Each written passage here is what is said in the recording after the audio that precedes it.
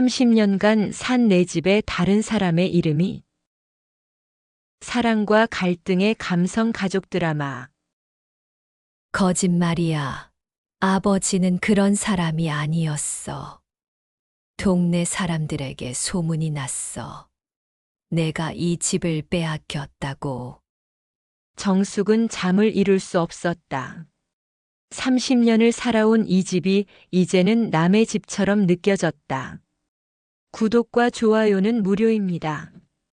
끝까지 재미있게 들으시고 구독과 좋아요 눌러주세요. 자, 이제 이야기 시작됩니다. 제1화. 뒤바뀐 진실. 오늘도 윤정숙은 이른 아침부터 부엌에서 분주했다. 30년을 살아온 이 집의 구석구석을 다 알고 있는 그녀였다. 마루 한 조각, 벽지 한 귀퉁이까지도 모두 자신이 직접 고르고 붙인 것들이었다. 어머니, 아침 드세요. 며느리 김미영이 밥상을 차려놓으며 말했다. 20년 전 25의 새색시로 이 집에 들어온 미영은 이제 중년의 푸근한 여인이 되어 있었다. 시어머니 정숙은 미영을 친딸처럼 생각했다. 아니, 어떨 때는 친딸보다 더 예뻐했다. 미영아, 너는 왜 이렇게 일찍 일어나서 고생이야? 내가 차리면 되는데. 어머니, 무슨 말씀을 하세요? 제가 해야죠. 정숙은 흐뭇하게 웃으며 밥을 먹기 시작했다. 그런데 미영의 표정이 어딘지 심각해 보였다. 평소와 달리 말수도 적고 자꾸만 무언가 고민하는 듯한 표정을 짓고 있었다.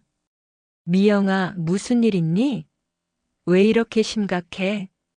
미영은 잠시 망설이더니 가방에서 서류 봉투를 꺼냈다. 어머니, 사실 말씀드릴 게 있어요. 정숙은 젓가락을 멈추고 며느리를 바라봤다. 미영의 목소리에서 평소와 다른 긴장감이 느껴졌다. 어머니, 이 집 등기부등본을 한번 보세요. 등기부등본? 그걸 왜 갑자기? 정숙은 미영이 내민 서류를 받아들고는 안경을 쓰고 찬찬히 들여다봤다. 처음에는 복잡한 법률 용어들이 눈에 들어오지 않았다.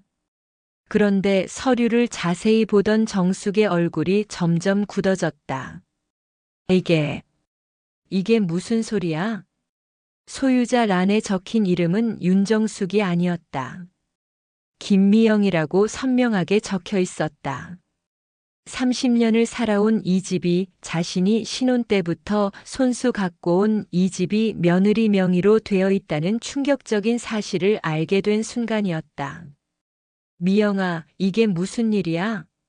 우리가 30년을 산 이 집이 내 이름으로 되어 있다는 게 무슨 말이야? 정숙의 목소리가 떨렸다. 서류를 보고 또 보고 했지만 현실을 받아들이기가 어려웠다.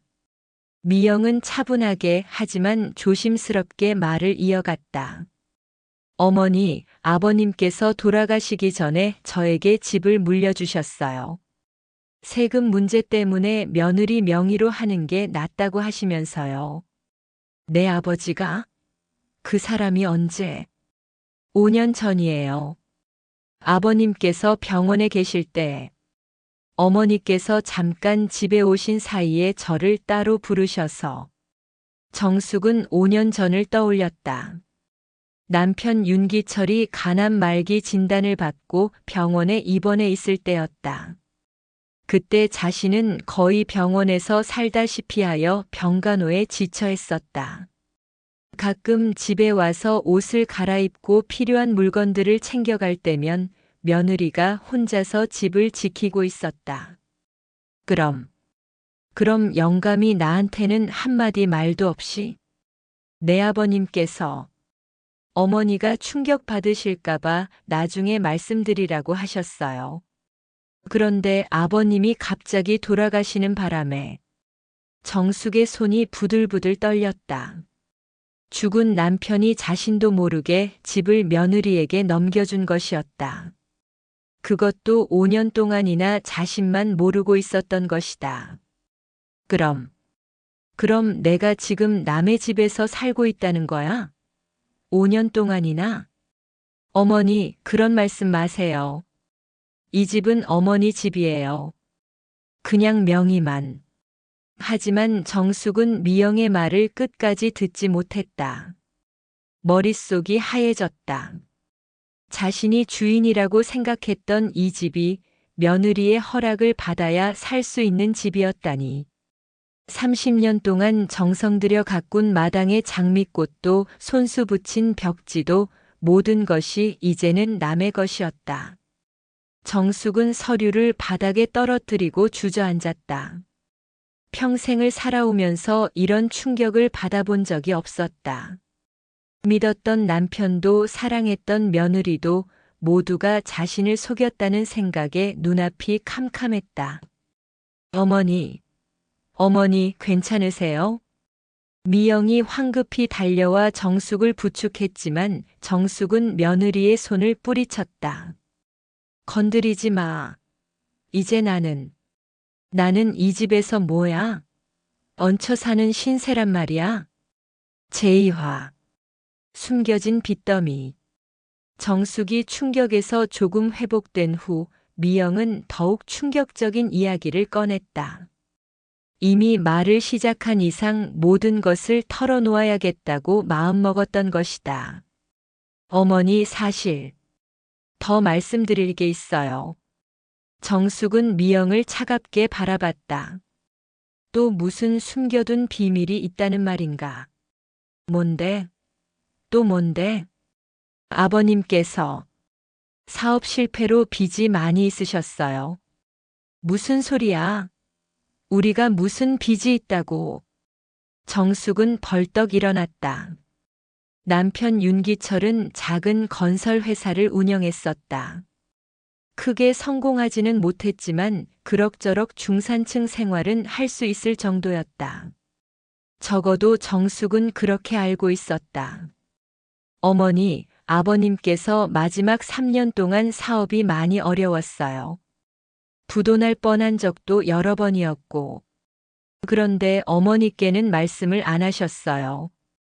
거짓말이야. 아버지는 그런 사람이 아니었어. 미영은 또 다른 서류 봉투를 꺼냈다. 은행 채무 증명서들과 법원 독촉장들이 가득했다. 3억이었어요, 어머니. 은행 대출이 2억, 사채가 1억. 아버님이 돌아가신 후에 채권자들이 몰려왔어요. 정숙은 서류들을 하나하나 들여다봤다. 분명히 남편의 도장이 찍혀 있었고 남편의 서명이 있었다. 거짓말일 수가 없었다. 그래서 집을 팔려고 했던 거야? 은행에서 집을 압류하려고 했어요. 경매에 넘어갈 뻔했어요. 그래서 제가. 미영은 잠시 말을 멈췄다. 이 부분을 말하는 것이 가장 어려웠다. 제가 대신 빚을 갚았어요. 뭐라고? 친정 부모님께 2억을 빌렸어요. 그리고 제가 그동안 모아둔 적금 1억을 모두 깼어요. 그래서 아버님의 빚을 모두 정리했어요. 정숙은 말을 잃었다. 며느리가 3억이라는 큰 돈을 대신 갚았다니. 그것도 자신은 전혀 모르는 사이에. 그래서 이 집이 4명이가 된 거구나. 정숙은 갑자기 힘이 쭉 빠지는 느낌이었다. 어머니, 저는 돈이 문제가 아니었어요. 다만 이 집을 지키고 싶었어요. 어머니께서 평생 사신 집을. 어머니를 길거리에 내몰 수는 없었어요. 미영의 목소리에서 진심이 느껴졌다. 하지만 정숙은 여전히 혼란스러웠다. 미영아, 너는 왜 그런 큰일을 혼자 다 짊어졌니? 왜 나한테 말하지 않았어? 어머니께서 아버님 간병하시느라 너무 힘드셨잖아요. 더 이상 걱정을 끼쳐드릴 수가 없었어요. 정숙은 5년 전을 다시 떠올렸다. 남편이 병원에 누워 있는 동안 자신은 정말 세상이 무너지는 것 같았다. 그런데 그 와중에 이런 일들이 벌어지고 있었다니. 그럼 내 친정 부모님은 뭐라고 하셨니? 2억이라는 큰 돈을. 처음에는 반대하셨어요. 하지만 제가 울면서 부탁드렸어요. 시어머니를 길거리에 내몰 수는 없다고. 미영의 눈에서 눈물이 흘렀다. 어머니, 저한테는 친정 어머니보다 어머니가 더 소중해요. 20년 동안 저를 친딸처럼 대해주신 분이잖아요. 정숙도 눈물을 참을 수 없었다. 자신이 모르는 사이에 며느리가 이렇게 큰 희생을 했다니. 그런데 동시에 자존심이 상했다. 자신이 며느리의 덕분에 살고 있다는 사실이 견디기 어려웠다. 미영아, 엄마가 몰랐다. 정말 몰랐다. 그런데 이제 나는 어떻게 살아야 하니? 내가 너희한테 신세를 지고. 어머니, 그런 말씀 마세요. 저희가 어머니께 신세 진 게 얼마나 많은데요. 하지만 정숙의 마음은 복잡했다. 고마운 마음과 동시에 자존심이 상하는 마음, 그리고 남편에 대한 배신감까지. 모든 감정이 뒤섞여 정리가 되지 않았다. 제3화. 아들의 배신. 다음 날 저녁 아들 윤태수가 집에 들어섰다. 직장에서 돌아온 태수는 평소와 달리 어머니와 아내가 심각한 표정으로 마주 앉아 있는 것을 보고는 어색하게 웃었다. 왜들 이렇게 심각해? 무슨 일이야? 정숙은 아들을 보자마자 감정이 북받쳤다. 어제부터 계속 머릿속을 맴도는 것이 있었다. 설마 아들도 이 사실을 알고 있었던 것은 아닐까 하는 의심이었다. 태수야, 앉아라. 왜요, 엄마? 뭔 일인데 이렇게 심각해요? 태수는 여전히 아무것도 모르는 듯한 표정을 짓고 있었다. 정숙은 등기부등본을 아들 앞에 내밀었다. 너 이거 보고 뭔지 아니? 태수는 서류를 받아들고 찬찬히 읽어보았다. 그리고 점점 얼굴이 굳어지는 것이 보였다. 엄마, 이게 너 알고 있었니? 이 집이 미영이 명의라는 걸? 태수의 얼굴이 완전히 굳어졌다. 더 이상 모르는 척할 수 없다는 표정이었다. 엄마, 그게... 정숙은 아들의 반응만 봐도 알 수 있었다. 아들도 알고 있었던 것이다. 너도 알고 있었구나. 나만 바보였구나. 엄마, 아니에요. 저도 나중에 알았어요. 언제 알았는데? 태수는 한참을 망설이다가 입을 열었다. 아버지가 돌아가신 후에 채권자들이 찾아왔을 때 알았어요. 정숙은 허탈하게 웃었다. 그럼 아버지가 죽은 지 5년이 지나도록 아들은 알고 있었는데 자신만 모르고 있었다는 말이었다. 그럼 너희들은 5년 동안 나만 속인 거야? 엄마, 속인 게 아니에요. 말씀드리고 싶었는데. 거짓말 하지 마. 5년이야, 5년. 하루 이틀도 아니고. 정숙의 목소리가 점점 커졌다. 며느리가 집을 구해준 것은 고마웠지만 가족들이 모두 자신만 빼놓고 비밀을 공유하고 있었다는 사실이 너무 상처가 되었다. 태수야, 그럼 너는 이 상황을 어떻게 생각하니? 내 엄마가 며느리 집에 얹혀 살고 있는 거야. 엄마, 그런 게 아니에요. 미영이가 우리 가족을 위해서. 가족? 가족이면 왜 나만 빼놓고 결정했어? 태수는 대답할 말이 없었다. 사실 그때 상황이 너무 급박했고 어머니가 받을 충격을 생각하면 차마 말할 수가 없었던 것이다. 미영이 조심스럽게 입을 열었다. 어머니, 저희가 잘못했어요. 진작 말씀드렸어야 했는데. 미영아, 너는 잘못한 게 없어. 내가 우리를 구해준 거잖아. 잘못한 건 나를 바보로 만든 이 집 남자들이야. 정숙은 남편과 아들에 대한 실망감이 더 컸다. 며느리는 오히려 고마웠다. 하지만 가장 가까운 가족들에게 속았다는 기분은 지울 수가 없었다. 태수야, 너는 아버지가 왜 이런 일을 했다고 생각하니? 엄마, 아버지께서 빚 때문에 어쩔 수 없었던 것 같아요. 미영이가 모든 걸 해결해 줬어요. 그래, 미영이가 해결해 줬지. 3억을 대신 갚아줬지. 그럼 이제 나는 어떻게 살아야 하니? 태수는 어머니의 마음을 이해했다. 평생을 집안의 중심이었던 어머니가 갑자기 모든 것을 잃었다는 기분일 것이었다. 엄마, 저희가 어머니를 모시는 건 당연한 일이에요. 진명이가 누구든 상관없어요. 상관없긴 뭐가 상관없어. 이건 내 자존심 문제야. 정숙은 일어서서 방으로 들어가 버렸다. 태수와 미영은 서로를 바라보며 한숨을 쉬었다. 일이 생각보다 복잡해지고 있었다. 그날 밤 정숙은 잠을 이룰 수 없었다. 30년을 살아온 이 집이 이제는 남의 집처럼 느껴졌다.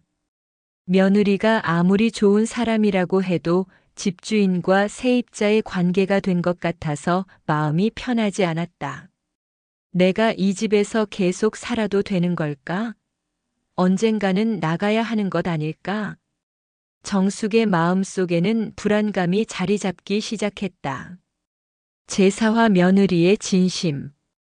다음 날 아침 미영은 시어머니의 방문을 조심스럽게 두드렸다. 어제 이후로 정숙은 거의 방에서 나오지 않았고 식사도 제대로 하지 않고 있었다. 어머니, 아침 식사하세요. 하지만 방 안에서는 대답이 없었다. 미영은 더 큰 소리로 다시 불러봤다. 어머니, 들어가도 될까요? 그제서야 안에서 작은 목소리가 들렸다. 들어와라. 미영이 방에 들어가니 정숙은 이불을 뒤집어 쓰고 누워 있었다. 평소 일찍 일어나서 집안일을 도맡아 하던 시어머니의 모습이 아니었다. 어머니, 몸이 안 좋으세요? 미영아, 엄마가 너한테 무슨 면목으로 밥을 얻을 수 있겠니? 미영은 가슴이 찡해졌다. 시어머니가 이렇게 위축되어 있는 모습을 본 적이 없었다. 어머니, 무슨 말씀을 그렇게 하세요? 미영은 시어머니 앞에 무릎을 꿇고 앉았다. 어머니, 죄송해요. 정말 죄송해요. 진작 말씀드렸어야 했는데. 어머니가 충격받으실까봐. 미영아, 너는 왜 그랬니? 왜 내 몰래 그런 큰일을 혼자 다 짊어졌니? 정숙도 일어나 앉았다. 며느리의 진심을 알고 싶었다. 어머니께서 저를 친딸처럼 대해주셨잖아요. 20년 동안 제가 친정 어머니보다 더 의지했던 분이 어머니예요. 미영의 눈에서 눈물이 흘렀다. 제가 이 집에 시집 왔을 때 저는 정말 아무것도 모르는 25살 아가씨였어요. 밥도 제대로 못하고 집안일도 서툴렀죠. 정숙은 20년 전을 떠올렸다. 정말 어리고 순수했던 며느리의 모습이 생각났다. 그런데 어머니께서 저를 혼내지 않으시고 하나하나 다 가르쳐 주셨어요. 김치 담그는 법, 장조림 만드는 법, 심지어 바느질까지. 그건 당연한 일이었어. 아니에요, 어머니. 당연한 게 아니에요. 다른 시어머니들은 며느리를 구박하고 힘들게 한다고 하는데 어머니는 정말 저를 딸처럼 대해주셨어요. 미영은 계속해서 20년 동안의 기억들을 떠올렸다. 제가 첫째 아이를 가졌을 때도 둘째를 가졌을 때도 어머니께서 얼마나 정성껏 돌봐주셨는지. 친정 어머니보다 더 세심하게. 그것도 당연한 어머니, 아버님께서 돌아가시기 전에 마지막으로 하신 말씀이 있어요. 정숙은 귀를 기울였다. 미영아, 엄마 좀 부탁한다. 내가 못다 하고 가는 걸 내가 대신 해다오라고 하셨어요. 정숙의 눈에서도 눈물이 흘렀다.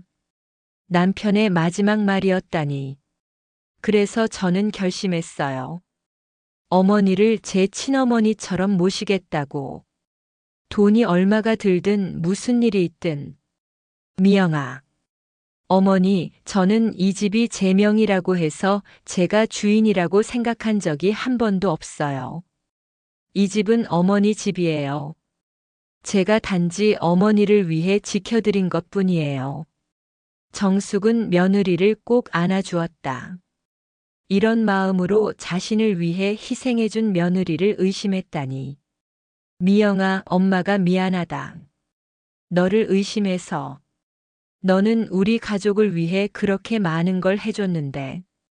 어머니, 저야말로 죄송해요. 5년이나 비밀로 해서. 아니야, 미영아. 너는 잘못한 게 없어. 미안하고 면목이 없구나. 고마워. 정말 고마워.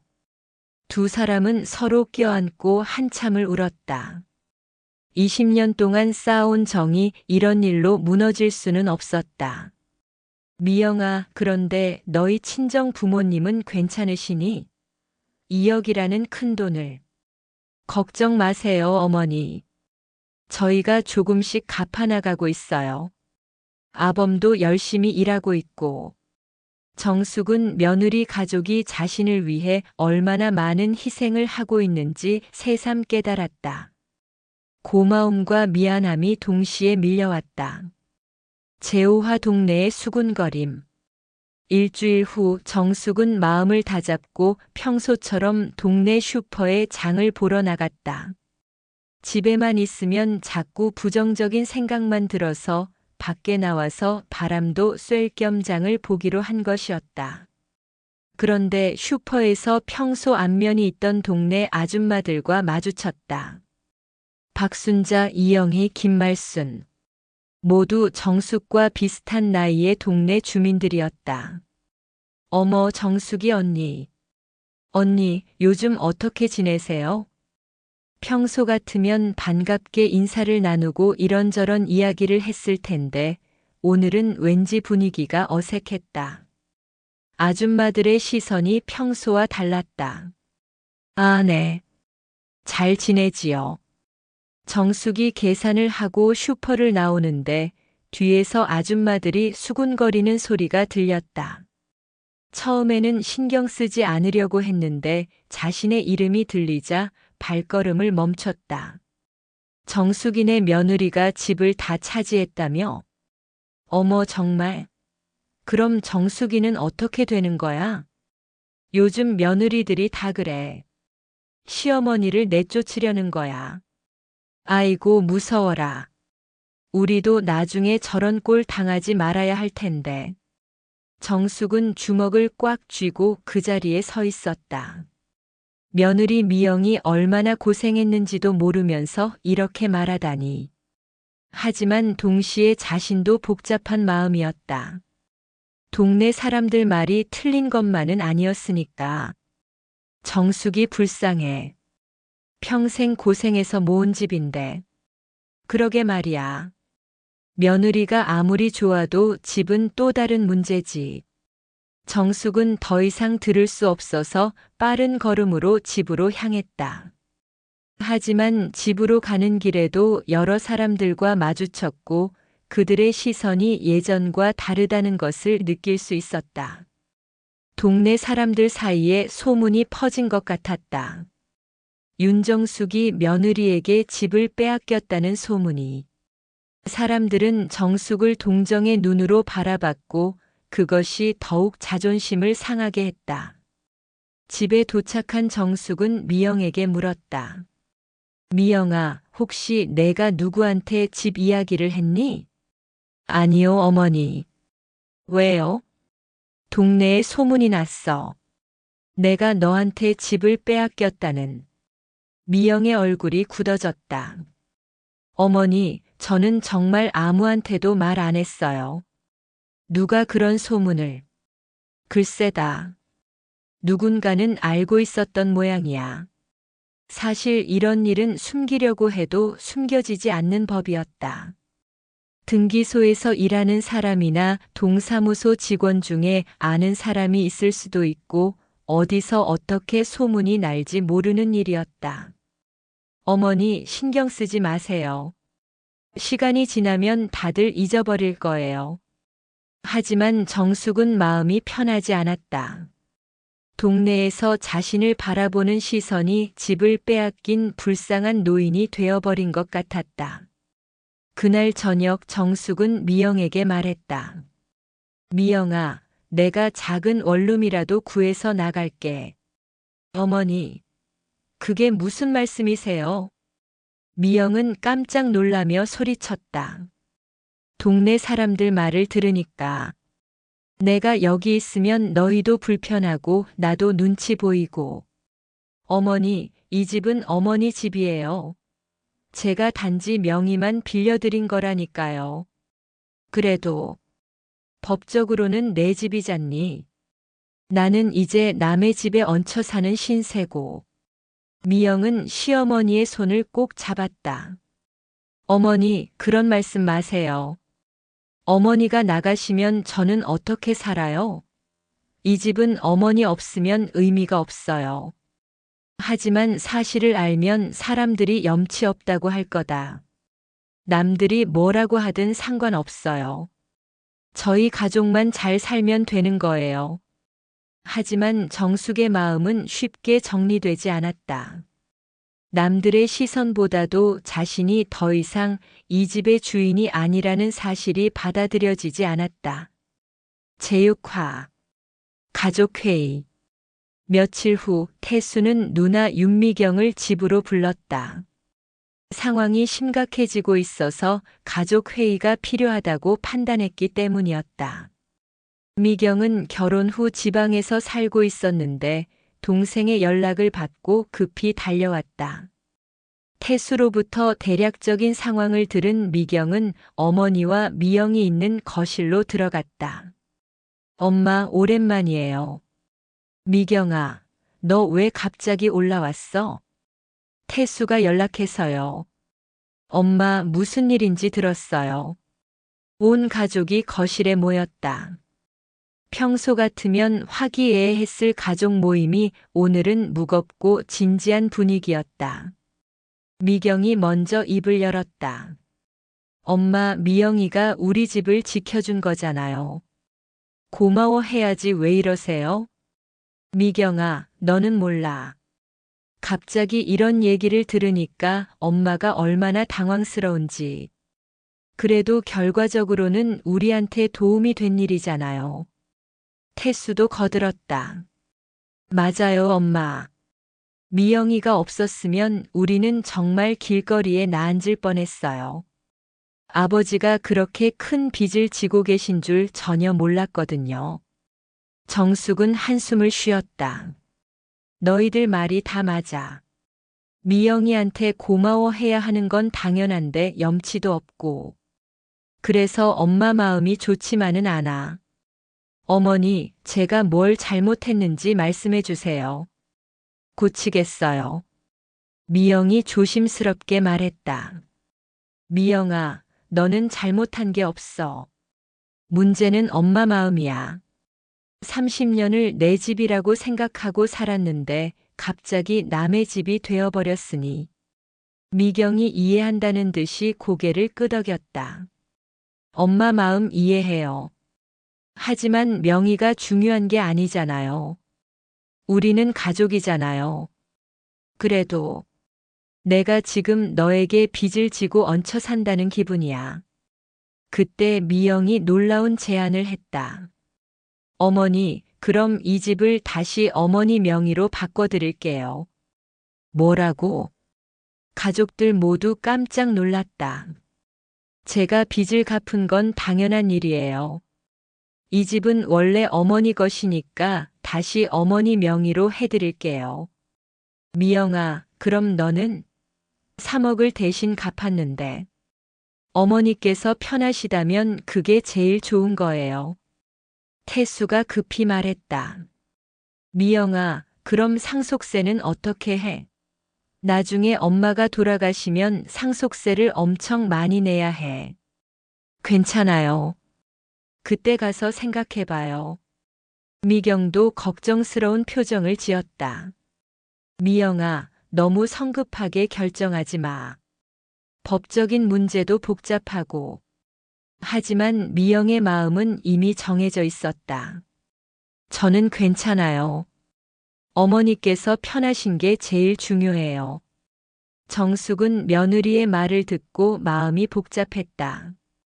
고마우면서도 미안했고 그러면서도 한편으로는 안도감이 들었다. 미영아, 너는 정말.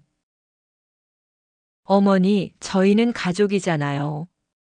가족끼리 이런 거 따지는 게 이상한 거예요. 미경이 감동받은 표정으로 말했다. 미영아, 고마워. 정말 고마워. 이렇게까지 해주다니. 언니, 당연한 일이에요. 그날 밤 가족회의는 미영이 집을 다시 시어머니 명의로 바꿔주기로 하는 것으로 마무리되었다. 하지만 모든 문제가 해결된 것은 아니었다. 여전히 정숙의 마음 한구석에는 찜찜함이 남아 있었다. 제칠화 며느리의 속마음. 그날 밤 미영은 남편 태수와 함께 방에서 조용히 이야기를 나누고 있었다. 낮에 있었던 가족회의 후로 미영의 표정이 평소와 달랐다. 미영아, 괜찮아? 오늘 엄마 앞에서는 괜찮다고 했지만, 여보, 사실, 나도 많이 상처받았어. 미영의 목소리에서 평소에 들을 수 없었던 서운함이 묻어났다. 어머니가 20년 동안 나를 믿어주셨는데, 갑자기 나를 의심하시는 것 같아서, 태수는 아내의 손을 잡아주었다. 미영아, 엄마도 갑자기 알게 돼서 당황하신 거야. 너를 의심하시는 게 아니라. 아니야, 여보. 어머니 눈빛이 달라졌어. 예전처럼 나를 딸로 보시는 게 아니라 집을 차지한 며느리로 보시는 것 같아. 미영의 눈에서 눈물이 흘렀다. 나는 정말 어머니를 내 엄마처럼 생각했는데 혹시 어머니는 나를 그냥 남으로만 생각하시는 건 아닐까? 그런 소리 하지 마, 미영아. 엄마가 너를 얼마나 아끼시는데.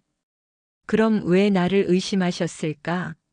속였다고 생각하시고, 내가 집을 빼앗으려고 한다고 생각하셨을까? 태수는 아내의 마음을 이해했다. 미영이 얼마나 많은 것을 희생했는지 아무도 제대로 알아주지 않는다는 게 안타까웠다. 미영아, 너는 우리 가족한테 너무 많은 걸 해줬어. 3억이라는 돈도 그렇고 그동안 엄마 모시는 것도 그렇고 돈은 상관없어. 하지만 어머니가 나를 믿지 않으신다는 게. 미영은 지난 5년을 돌이켜봤다. 시아버지가 돌아가신 후 빚을 정리하고 집을 지키기 위해 얼마나 많은 노력을 했는지. 친정 부모님께 머리를 숙이고 돈을 빌렸던 것, 자신의 적금을 모두 깨야 했던 것, 그 모든 일들이 어머니를 위한 것이었는데, 여보, 나는 어머니께 집을 물려드리는 게 맞다고 생각해. 그래야 어머니가 마음 편하게 사실 것 같아. 미영아, 그럼 우리는 나중에 상속세도 엄청 많이 나올 텐데. 괜찮아. 그때 가서 생각해보자. 지금은 어머니 마음이 제일 중요해. 태수는 아내의 결정에 감동하면서도 한편으로는 걱정이 되었다. 미영이 너무 자신을 희생하고 있는 것은 아닐까? 미영아, 너는 항상 남들 생각만 해. 너 자신도 생각해야지. 여보, 우리는 가족이잖아. 가족끼리 손해 이익을 따지는 게 이상한 거야. 한편 다른 방에서 정숙도 잠을 이루지 못했다. 낮에 미영이 했던 말들이 계속 머릿속을 맴돌았다. 며느리가 집을 다시 자신 명의로 바꿔주겠다고 했을 때 마음 한편으로는 안도감이 들었다. 하지만 동시에 미안함도 컸다. 미영이가 3억을 대신 갚았는데 내가 너무 이기적인 건 아닐까? 정숙은 지난 20년을 돌이켜봤다. 미영이 이 집에 시집 왔을 때부터 지금까지 정말 친딸처럼 잘해줬다. 아니, 어떨 때는 친딸보다 더 잘해줬다. 그런 며느리를 의심했다니. 내가 너무 옹졸했나? 미영이 마음이 얼마나 상했을까? 정숙은 며느리에게 미안한 마음이 들기 시작했다. 동시에 자신이 너무 자존심만 내세웠던 것은 아닌지 반성하게 되었다. 다음 날 아침 정숙과 미영은 어색한 분위기에서 아침을 준비했다.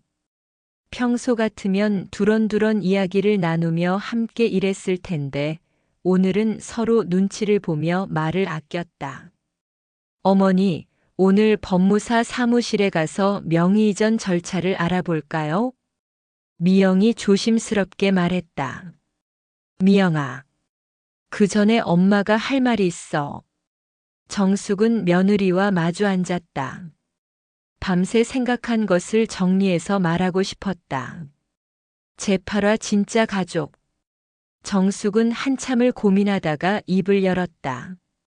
미영아, 내가 어젯밤에 많은 생각을 했어. 어머니, 엄마가 너무 이기적이었구나 싶어서. 너는 우리 가족을 위해 그렇게 많은 걸 희생했는데 나는 자존심만 내세웠지. 미영은 시어머니의 진심 어린 말에 가슴이 뭉클해졌다. 어머니, 왜 그런 말씀 마세요? 아니야, 미영아. 엄마가 잘못 생각했어. 진명이가 누구 것이든 상관없어. 우리는 가족이니까. 정숙은 며느리의 손을 잡았다. 미영아, 미안하다. 너를 의심해서. 너는 우리 가족을 위해 그렇게 큰일을 해줬는데 나는 고마워하지도 못하고. 어머니, 이 집명에 그냥 내 이름으로 두자. 절차도 복잡하고. 어차피 나는 늙었고 너희들이 이 집을 물려받을 거 아니야. 그리고 엄마가 죽으면 너희들이 상속세를 또 내야 하잖니. 어머니, 그런 말씀 마세요. 미영이 깜짝 놀라며 소리쳤다. 미영아, 엄마 말 끝까지 들어봐. 정숙은 며느리를 진정시키고 계속 말했다. 엄마가 깨달은 게 있어. 집의 주인은 명의를 가진 사람이 아니라 그 집을 사랑하고 지키는 사람이라는 걸. 어머니, 너는 이 집을 지키기 위해 3억을 대신 갚았잖니. 그럼 너야말로 이 집의 진짜 주인이야. 미영의 눈에서 눈물이 흘렀다. 어머니, 저는 그냥 가족이니까 당연한 일을 한 것뿐이에요. 그래, 가족이니까. 가족이니까 너는 그런 희생을 할 수 있었던 거야. 정숙은 며느리를 꼭 안아주었다. 미영아, 고맙다. 정말 고맙다. 너는 내 친딸보다 더한 자식이야. 어머니, 저야말로 감사해요. 어머니가 저를 딸처럼 사랑해 주셔서. 둘은 서로 껴안고 눈물을 흘렸다. 20년 동안 쌓아온 정이 이런 일로 흔들릴 리는 없었다. 미영아, 앞으로는 엄마가 달라질게. 더 이상 자존심 부리지 않을게. 어머니, 저도 앞으로는 비밀 없이 모든 걸 상의 드릴게요.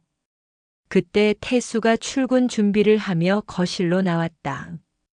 어머니와 아내가 껴안고 있는 모습을 보고 안도의 표정을 지었다.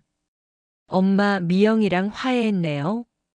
태수야, 엄마가 미영이한테 미안한 일을 많이 했구나.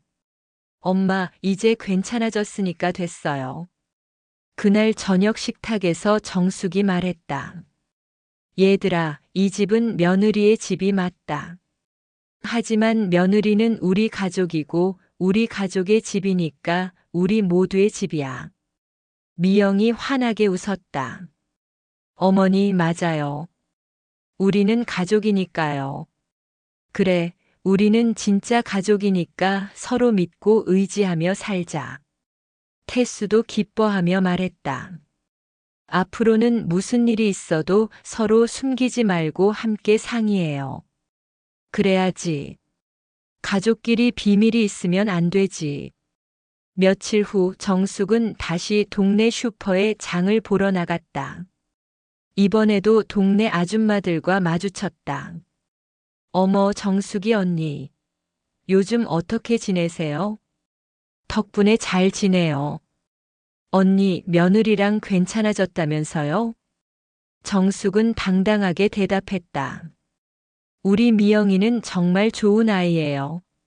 저보다 이 집을 더 사랑하고 지켜주는 사람이에요. 그래도 집이 며느리 명이라니. 뭐가 문제인가요? 우리는 가족인데. 명의가 누구든 상관없어요. 정숙의 당당한 모습에 아줌마들도 더 이상 말을 잇지 못했다. 집에 돌아온 정숙은 미영에게 말했다.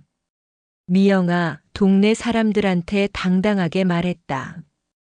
우리는 가족이라고, 너는 내 딸이라고. 어머니, 앞으로 누가 뭐라고 해도 신경 쓰지 마. 우리만 잘 살면 되는 거야. 저녁 식사 자리에서 정숙이 발표했다. 얘들아, 엄마가 결정한 게 있어. 이 집은 미영이 명예 그대로 두기로 했어. 어머니, 미영이가 이 집을 지켜준 거니까 미영이 것이 맞아. 그리고 우리는 가족이니까 상관없어. 태수가 걱정스러운 표정을 지었다. 엄마, 정말 괜찮으세요? 괜찮아. 오히려 마음이 편해졌어. 미영이 같은 딸이 있으니까 무슨 걱정이 있겠어? 미영이 감동받아 말했다.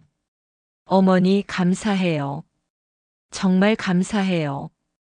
고마워할 건 내가 해야지. 너 같은 며느리를 둔 게 내 복이야. 1년 후 정숙과 미영은 더욱 끈끈한 사이가 되었다. 정숙은 미영을 친딸처럼 자랑스러워했고 미영은 시어머니를 진심으로 모셨다. 어느 날 정숙은 동네 아줌마들에게 자랑스럽게 말했다. 우리 미영이는 딸이야, 딸. 친딸보다 더한 딸이야. 언니, 정말 복 받으셨네요. 그럼요. 3억을 대신 갚아주고 집을 지켜준 딸인데 복덩이지요. 복덩이지요. 집으로 돌아온 정숙은 미영과 함께 저녁 준비를 하며 말했다. 미영아, 이 집이 4명이라서 엄마가 얼마나 든든한지 몰라. 어머니, 나중에 내가 치매 걸리거나 아파서 누워있게 되면 이 집은 내가 지켜야 해. 누가 뭐라고 해도 내 집이니까 당당해도 돼. 어머니, 그런 말씀 마세요. 아니야, 정말이야. 내가 죽고 나면 이 집의 모든 추억들도 내가 지켜줘야 해. 미영은 시어머니의 손을 꼭 잡았다. 어머니, 약속할게요. 이 집과 어머니의 모든 추억들을 제가 잘 지켜낼게요. 고마워, 미영아. 정말 고마워. 그날 밤 정숙은 만족스러운 마음으로 잠들었다. 집의 주인이 누구인지는 중요하지 않았다. 중요한 건 이 집에 사랑이 가득하고 진짜 가족이 함께 살고 있다는 것이었다. 그 집은 며느리의 집이었지만 동시에 온 가족의 집이었다. 그리고 그것이야말로 가장 아름다운 가족의 모습이었다.